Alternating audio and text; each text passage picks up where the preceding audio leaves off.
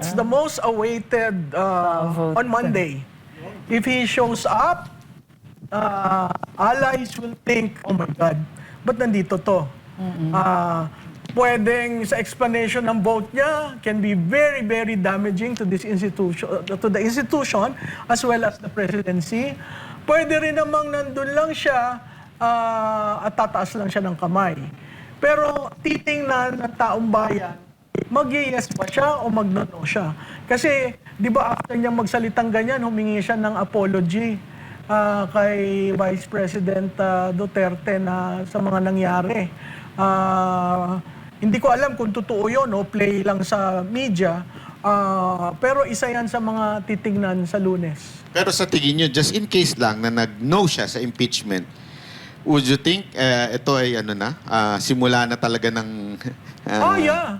Ng labanan? Oo, gera nitong magpinsan. Sa tingin ko kung paano hindi kinausap si Senador Amy ng Pangulo for the past 3 years, hindi sila nag-uusap. Sa tingin ko ito will also be another, battle within the family. Punta tayo ngayon sa konting politika ng nangyayari. Anong basa nyo dito sa impeachment? Ito kaya ay magsasucceed sa Kamara? Tutuloy sa Senado? At anong sa tingin niyo magiging numero sa Senado? Attorney, kayo muna. Hindi pa ako makabilang kasi may mga kaso eh. May mga pending cases ang ilang mga boboto sa Senado. So, that's a factor. Diba, naalala nyo nung pinag-uusapan yung Senate presidency. Supposedly, may Senate coup in the bag. O, sinabi na si Executive Secretary Ralph Recto nagtawag. O, miraculously, nagbago yung vote. Na-retain si Tito Soto.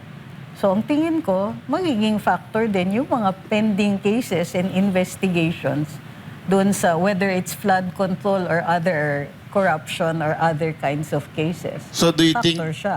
that's the reason why partial report pa lang ang nilalabas kuno ni Lacson dahil possible na gamitin yon against these 3 more na binanggit.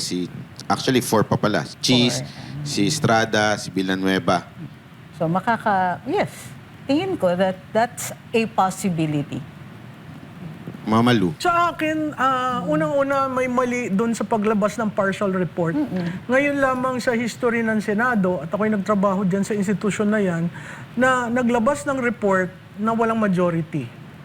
Usually, kailangan may majority bago lumabas. Ilabas. No?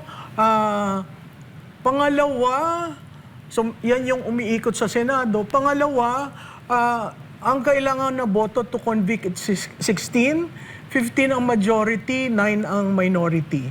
Pero dun sa 15 na majority, sa majority merong 6, 2 end of term, 4 na re-electionist.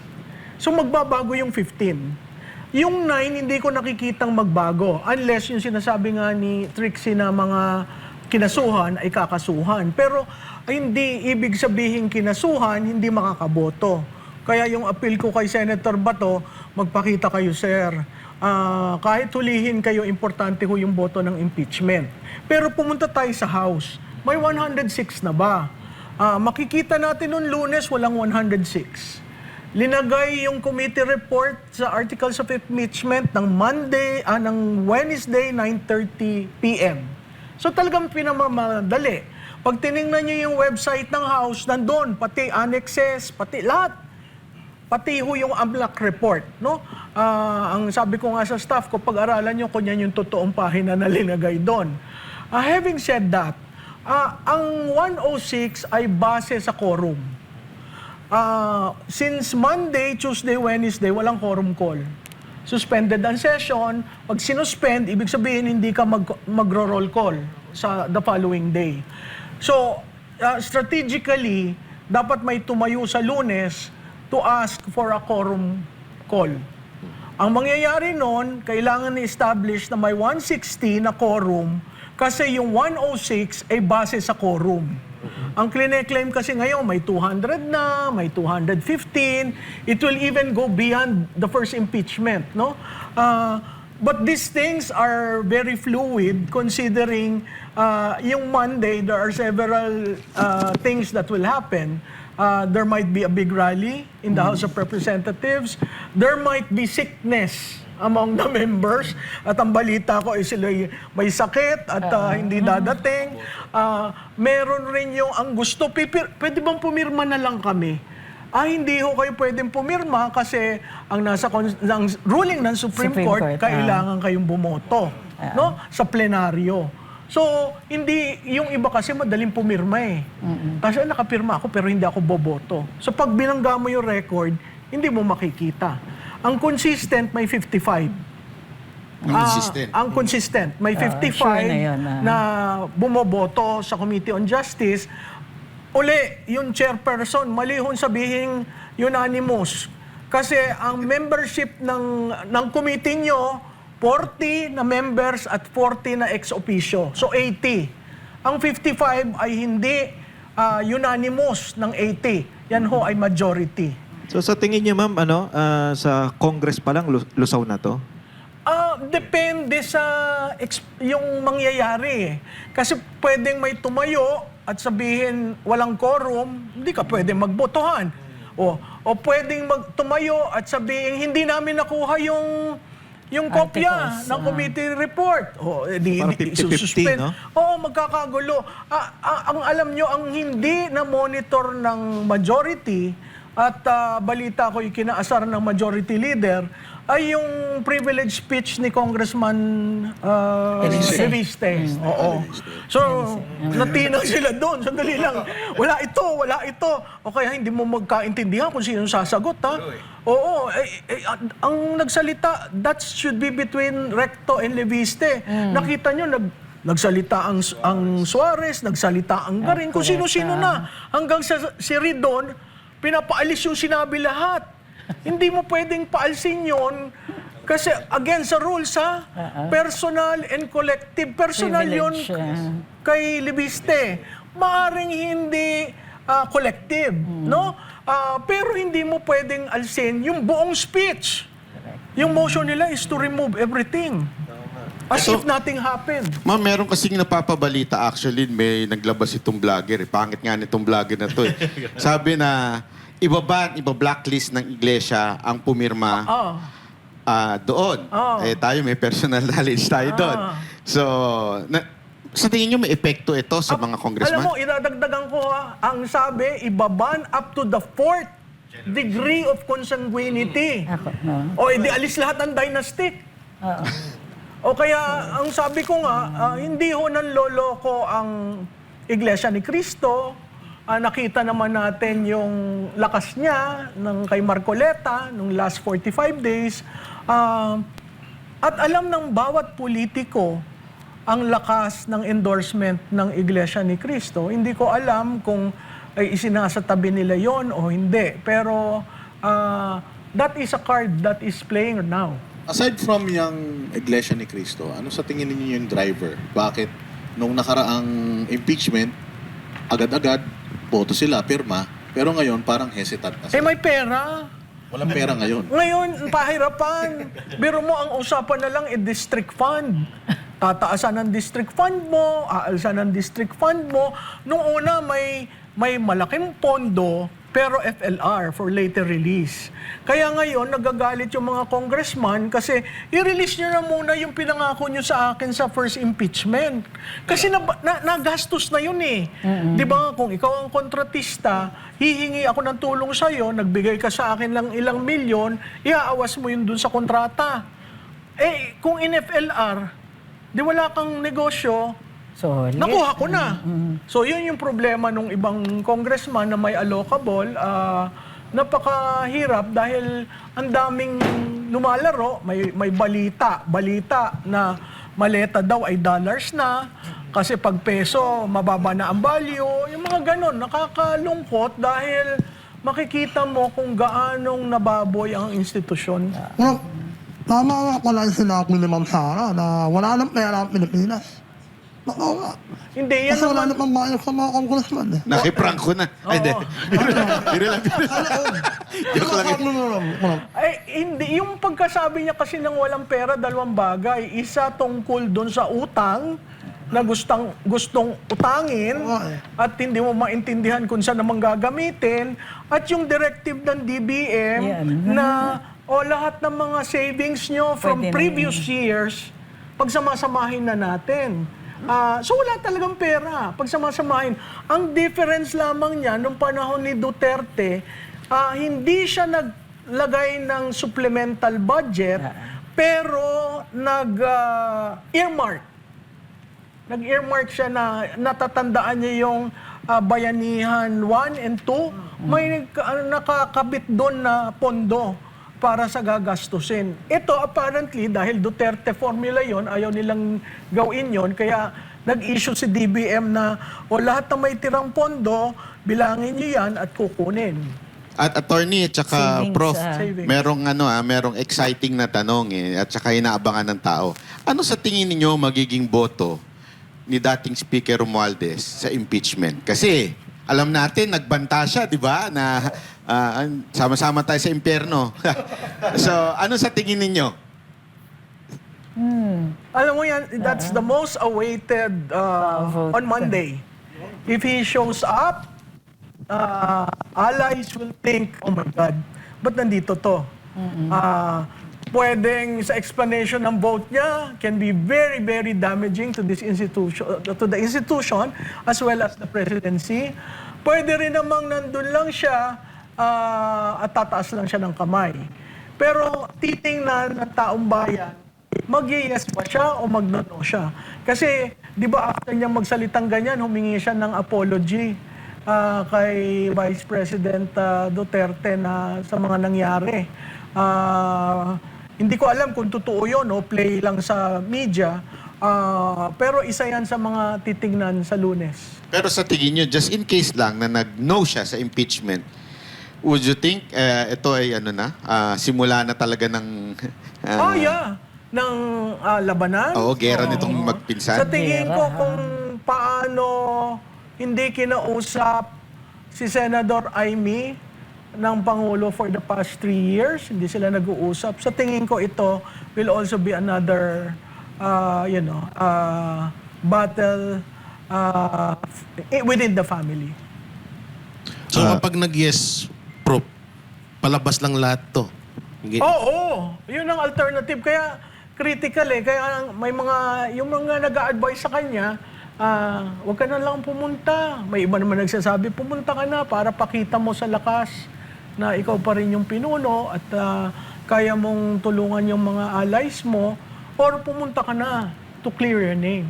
Kaso wala na Yung lakas CMD, Oo, pero nagkalasan na. tingnan natin kung anong mangyayari. Kasi yung sinabi ko nga kanina kay Banat Bay, dun sa Mabanta issue, bakit pumutok ngayon? Bakit ngayon na magbobotohan? Bakit may diin kay Speaker? Lahat yan sa politika, pinaplano, may talagang desisyon na gagawin, may naratibo na gustong ma-achieve. So, yun yung politika. Kaya nga sinasabi ko, ang politika may never clean. Always in the murky side. So, nandun sa digital strategies, nasa political consultant, to put a line. Si Vice Presidente magaling maglagay ng linya Yes, o black or white. Hindi ako ko-cross dyan. Yun ang isang katangian ng leader. Kasi kung lahat shades of gray, lalabas doon, what are we in power for? We can do anything because we're in power. Kayo, attorney, anong basa ninyo? Mag-yes o mag-no si... Wild guess. Wild guess. Si Hindi ko Romuald. alam kasi halimbawa, hindi kasi credible ang problema si Congressman Adjong. Sabi niya 95% daw ng lakas pro-impeachment. Kaso, hindi credible yung source. Kung si GMA yung nagsabi, maniniwala ako. So, pero kung naging totoo yun, then obviously, ang boto niya will be for impeachment. Kaso nangyari nga itong kay Franco siya yung na-highlight doon. At kung totoo yung ibang mga rumors na siya yung tunay na target doon, they must may reason na abangan yung kanyang boto. What do you think of this, kasi naiisip ko na yung nangyari yung kay Franco na kesyo ini-extort. So therefore, since pinahuli, meron talaga Meron Kahit talagang hindi. na Plano. video, may sense. may video. Meron dahilan para i-extort ka. Pero syempre, in public eyes, ang tingin ng tao doon, si Romualdez talaga may kasalanan. Kahit na nahuli nahuli si Franco, meron talagang kinalaman si Romualdez dito sa lahat ng flood control. Wala nga siyang panalo doon Mahuli o hindi, guilty o hindi si Franco, may video. Ang pinakapanalo lang niya kung di lumabas yung video na yun. And kung NBI lumabas. director is the one na naglabas, which is alam natin na nasa administrasyon na kay Bongbong Marcos. So, posible bang ito ay isang pandaglag na naman kay Romualdez? Yung issue ni Franco? Ako, I think it's possible. Pero hindi kasi maganda yung execution nila. Kasi tingnan mo, unang-unang buga nila, sabi nila, caught in the act. Hindi naman yun ang act ng extortion Yung delivery ng pera is not the act of extortion. The act of extortion is the threat. So paano yung naging caught in the act? Kasi nung unang lumabas yung balita, ang nakita natin, may picture, andyan si Franco, may pera. So maniniwala ka, oo nga, mukhang caught in the act. Tinrete niya, nagbuga ng pera. And all this time, in the eyes of the public, andyan si Franco, andyan si Martin. Kasi si Martin nga daw ang point ng video. So ngayon, habang tumatagal, nagbabago, nag-water down yung kwento, ang nakikita ko dito is may forces at work here na pinapalabas, na nagbabago, nag-shift kung sino yung guilty, nag-shift yung narrative, nagiging less plausible habang tumatagal at lumalaki yung butas doon sa criminal case. Kaya lang alam naman natin, kung kontrolado nila media, kontrolado naman nila yung tao, kasi 'di ba, alam naman natin hindi naman lahat they would see the details. Basta sa kanila kung ni headline, tapos kontrolado mo media, magmumukha ng totoo yung pangyayari kay Franco. Oo. So, sa tingin ko, na-achieve nila yung In the first, si Romualdez. yung first 24 hours, kanila lang yung kwento. Pero para sa akin, factor din yung oras Habang tumatagal yan, pero kung ang purpose nila is just for the next few tapos kukontrolin nga nila yung post-communications, lalabas yung trolls, uulit-ulitin lang nila, extortionist yan and all that. Alam naman natin kung paano nag-e-establish ng narrative sa social media. May panalo talaga. Pero since ito po ay sa tingin niyo talagang banat kay Romualdez, kung kayo ma'am, parehong sumagot, mag-a-advise kay Romualdez ng kung ano iboboto mo, what would you advise him? Hindi ako mag-a-advise, conflict of interest. Automatic. Ako ang advice ko sa kanya, bumoto ka na huwag i-impeach si Sara Duterte. Kasi nakita mo naman yung mga evidence na present. At alam niya, nung impeachment 1 pa lang, kung ano ang kagaguhan ang ginawa nila to get that done. So, if you want to unburden, which he perfectly did when he did that public announcement, he can very well redefine himself by showing up on Monday and voting. And Para may future pa siya. Kanina, pagka bumoto siya, may ibig sabihin. Pagka nag-no siya, may ibig din sabihin. Paano kapag siya abstain? Ano ang dating nun sa inyo? Mahirap It's po ang parang- abstain kasi bilang rin yan against. Ang importante dyan, may no na malaki-laki para hindi maka 106. Pag nag-abstain ka, bilang rin yan. It's not a yes. Hindi kasama sa 106. So, Ma'am Malu, ibig ba sabihin nun, kahit paano pag nag-no siya, mariredeem niya yung kanyang... Well, yeah, name? because itong kanyang public pronouncement was neither here nor there At ang last line niya, kung ako ay masisira, not the exact word. Yeah, if I will go down, it will not just be me. I will not be alone. Oo. So, that is a threat. In politics, that is a signal to those listening na ingat kayo sa akin. So, sir, kung nakikinig ka, alam ko minsan hindi mo naman gusto ang SMNI. Hindi ka rin naman nila gusto. Ayan na, sila yan ha. Pero nakabantay. Pumunta kayo sa Lunes. Pakita nyo leadership nyo. Galing naman kayo dun sa institusyon na yon. Ayusin nyo yung first impeachment na maling-mali. Alam nyo kung paano nagsimula ang pagsira kay Vice Presidente Duterte. At yan ay nagmula sa House of Representatives ng 2023. So, kung gusto nyong maayos ito, at pagod na ang taong bayan, kasi hindi namin maintindihan, sino ba talaga sa inyong mastermind? No? Do it within the institution. Do it with your colleagues.